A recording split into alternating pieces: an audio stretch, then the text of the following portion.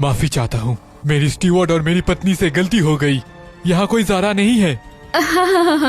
मुझसे ही कोई गलती हो गई होगी। लगता है अभी जो हुआ वो सब गलत फहमी थी। मैडम, ये सभी स्मिथ परिवार के फरार अपराधी हैं। इनके मरने पर हमें इनाम मिलता है और सेकंड ब्रदर कह रहे थे कि मैं इसमें बिना तोहफे के आ गया। लाशों के इनाम क्या आपके लिए तोहफे से कम है मेरी मैडम? हाँ बहुत खूब, बहुत खूब, बहुत खूब। इन तोहफों को उठाकर रख दो।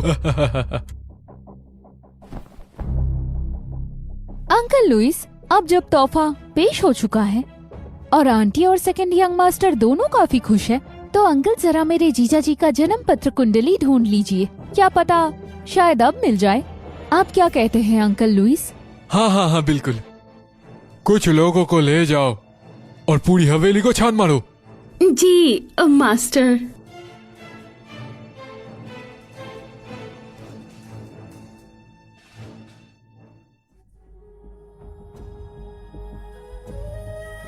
पापा, ये हमें कमरे में मिला जहाँ साइरस की माँ काम करती थी।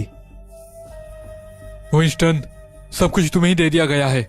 आज से वो तुम्हारे क्विंसी मैनर का हिस्सा है और हमारे शैंडलर से उसका लेना देना नहीं। अच्छा, बहुत शुक्रिया वेस। अंकल लुइस सही कह रहे हैं, लेकिन मुझे अंकल लुइस और लुइस परिवार से एक बात कहनी है। साइरस अब हमारे क्विंसी परिवार का हिस्सा है। अब आपको उसे डांटने का हक नहीं और न ही उसे जब चाहे यहाँ बुलाकर हुक्म चलाने का कोई हक है।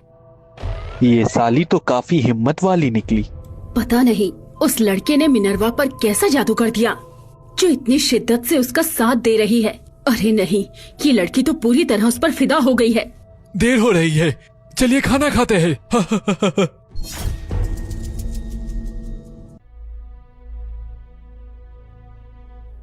लॉर्ड क्विंसी, माफ कीजिए हमको। ठीक है, तुम्हारी रुखसत की जरूरत नहीं। घर जाकर बात करते हैं।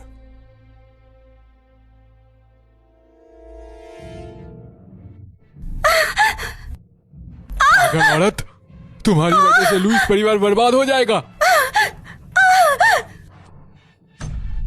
बेवकूफ कहीं की, कितनी बार समझाऊं तुम्हें, कभी भी राजद्रोही से ना जुड़ो। क्या पिछली बार का सबक काफी नहीं था? एवरेट रॉयल कैपिटल पे तरक्की कर रहा है। जैस्पर भी इंपीरियल ट्रायल पास करेगा। हमारे शैंडलरी और भी मजबूत होगी। मगर तुमने सब बिगाड़ दिया तो 10,000 मौत भी तुम्हारी पाप नहीं धो सकती। कान खोल के सुनो, मैं उस आदमी का इंतजाम कर चुका हूँ, लेकिन अपने भाई से मिलने मत जाना। अगर कोई पूछे कि कहना ज़ारा को तुमने कभी नहीं देखा और उसकी जगह के बारे में तुम कुछ नहीं जानते। और आज रात की बात है, अगर हवेली से बाहर निकली तो जिम्मेदार तुम होगी।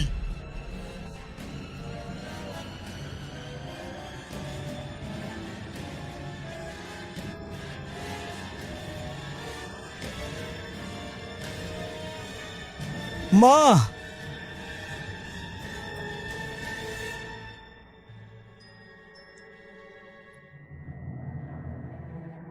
चिंता मत करो जैस्पर, मैं कसम खाती हूँ, जो तुम्हारा हक है उसे तुमसे कोई नहीं छीन सकता। अगर तुम खुश हो जाओ, तुम मुस्कुराने लग जाओ, तो मैं कोई भी कीमत चुकाने को तैयार हूँ, कोई भी कीमत। जन्म प्रमाण पत्र उसने ले लिया है और जब वो दासी उसकी हिफाजत कर रही है तो तुम क्या कर लोगे? अब बस देखते रहो कैसे वो इम्तिहान में टॉप करेगा और दोनों बहनों को अपना लेगा। Madam, madam, second young master, राजधानी से बड़े बेटे का खत आया है।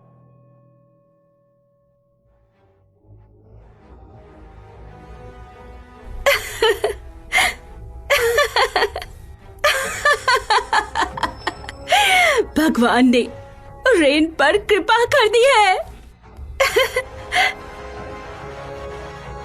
मैं जैस्पर आपको पीआरएस बनने का बधाई देता हूँ। बधाई हो मैडम, बधाई हो आपको। शाही फरमान 10 दिन में पहुंच जाएगा। खबर फैला दो, 10 दिन बाद मैं एक शानदार दावत दूंगी। मोरोकीब के सारे रईस उसमें बुलाए जाएंगे ताकि सब मेरी उपाधि के गवाह बने। समझ गया। निश्चिंत रहो जैस्पर, उससे पहले ही साइरस लुइस मर चुका होगा।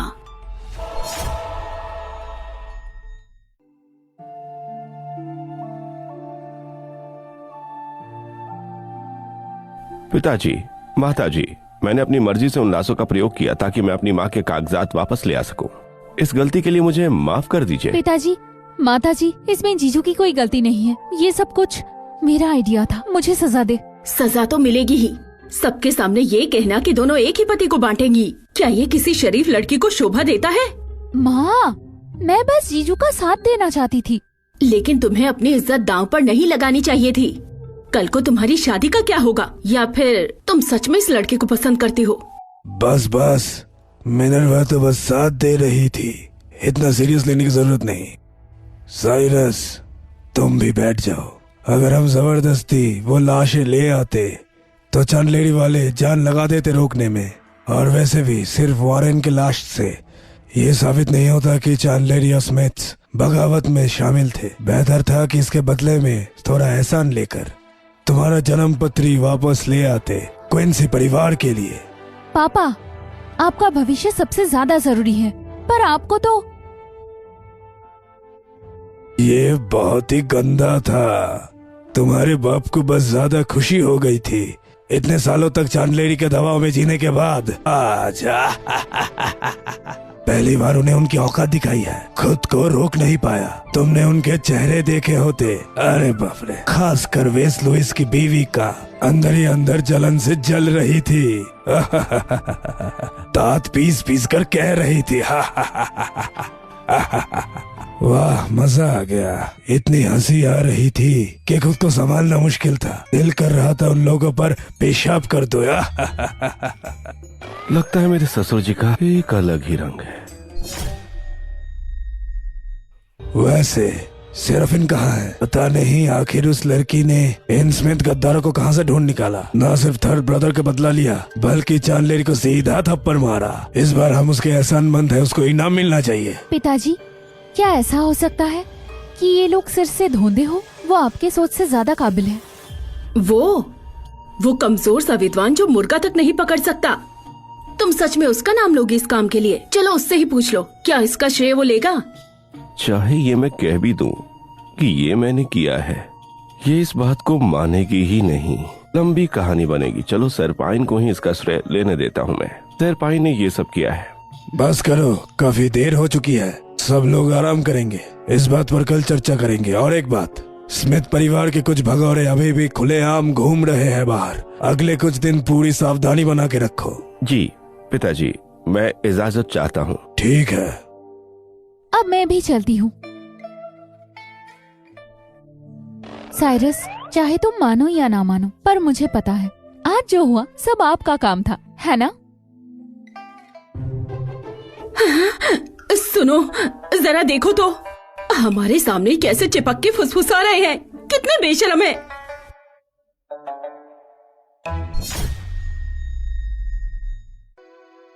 मुझे ये खबर नैनी से मिली है। स्मिथ परिवार के 23 बागी अभी भी फरार बताए जा रहे हैं। आज मैं और सरपाइन 12 लोगों को ही मार पाए हैं। काफी लोग अभी भी जिंदा ही हैं, जिसमें जेनिथ वॉरियर के कुछ एलीट भी शामिल हैं।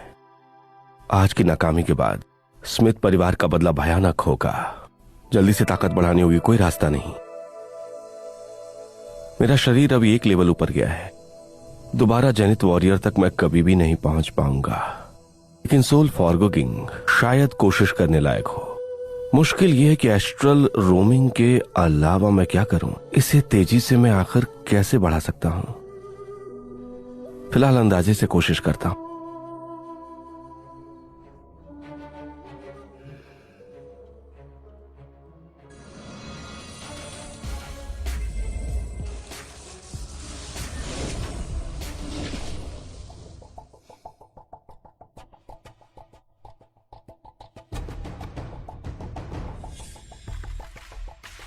तुम सोल फॉरगेगर हो? जरा देखते हैं। ये क्या है? कितनी डरावनी शक्ति। सिर्फ एक नजर में उसने मुझे पैरालाइज किया। उंगली तक नहीं हिला पा रहा। इस बार उस्ताद से टकरा गया। एल्डर, कृपया बुरा मत मानिएगा, मैं बस सोल फॉरगेगिंग की प्रैक्टिस ही कर रहा था और इत्तेफाक से यहाँ आ गया।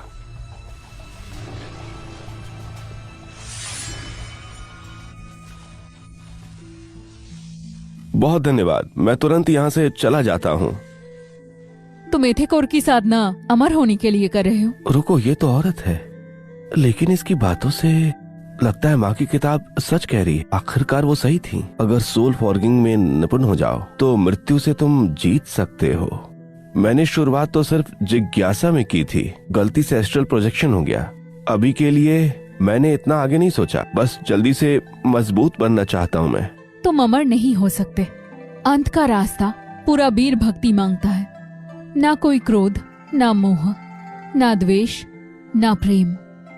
सभी सांसारिक इच्छाओं का त्याग करना होगा। मेरी ठंडी मिजाज वाली बीवी इस अमर मार्ग में टॉप कर जाती है। तुम इथर कोर की प्रैक्टिस अमर होने के लिए कर रही हो? पक्का नहीं कह सकती। क्या मैं आपका साथ दे सकता हूँ? अगर मुझे थोड़ा सा मार्गदर्शन भी यहाँ मिल जाता है तो मैं देव कृपा समझूंगा। टेलेकिनेसिस स्फीयर तक पहुँचना मेरे लिए आसान होगा। मैं तुम्हें कोई साधना विधि नहीं सिखाऊंगी। हे भगवान, ये तो मन भी पढ़ लेती है। आपकी बात सुनकर मुझे निराशा हुई है। ये बात बिल्कुल सच है। चाहे आप मुझे कोई साधना विधि ना सिखाएं, लेकिन आपको मेरा साथ देना चाहिए। किसके बारे में बात करना है? मुझे कहानियां आती हैं। क्या आप सुनना पसंद करेंगी? कैसी कहानी? आपकी प्रेम कहानी? बिल्कुल नहीं, हम एक साधक हैं और अभी अमर होने की बात कर रही थी। शायद आपको साधना और अमर होने की कहानियां पसंद आए। स्वर्ग के द्वार और नर्क द्वार की आत्माएं या अमर प्राणी। और क्या आप स्वर्ग, नर्क, देवता, तुम्हें क्या लगता है क्या इस दुनिया में स्वर्ग, नर्क और देवता होते हैं? हो सकता है, लेकिन उन्हें किसी और नाम से पुकारा जाता हो। जब ये शिष्य उछले स्तर पे पहुंच जाएगा इथर कोर के, तब शायद खुद देख पाएगा। और देवता की बात करें तो मेरे लिए आप तो एक देवी के समान ही हैं। पता नहीं ये इथर कोर गुरु ऐसी पसंद करेंगी नहीं तारीफ। चलो कहानी सुनाओ। ठीक है। समंदर के किनारे पर एक राज्य जिसका नाम ऑरेलिया है, उस किनारे के पास सालिवान पिक नाम का पहाड़ है। वहीं पर रहता था एक पत्थर से जन्मा वानर। वो बंदर पहाड़ों में घूमता रहता। जब पतिराज जाप किया, एक बूढ़ी ने, सूरज ने कौवे को गोद लिया। रुक क्यों गए तुम? गुरुवर, घर पर मेरी पत्नी इंतजार कर रही होगी। मैं रात भर बाहर नहीं रह सकता, मुझे लौटना होगा। तुम्हारी पत्नी? तो फिर जाओ। आज से 3 दिन के बाद आकर आगे की कहानी बताना। मैं तुम्हें साधना सिखाऊंगी। जी, मैं जरूर आऊंगा।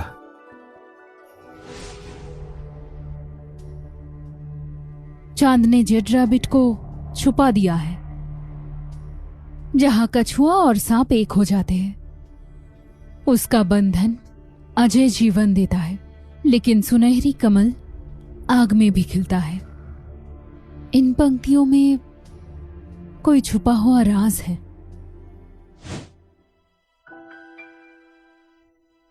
कल जो इथर कोर की साधक मिली थी, वो किस स्तर पर है? युवराज, चैंट्री की मैडम वाइवेट आपसे मिलना चाहती हैं। दूसरी मैडम? साइरस, मैं ठीक हूँ, लेकिन तुम अभी अपनी माँ की कब्र पर जाओ। कल रात मैडम वेस्ली को कसम खाते हुए सुना कि वो लोग तुम्हारी माँ की कब्र को अपवित्र कर देगी। वो एक जादूगरनी रख रही है जो शक्तियों से काली जादू करेगी भतीजे को बदलने के लिए। क्या कहा? ऐसी हिम्मत नहीं करेगी।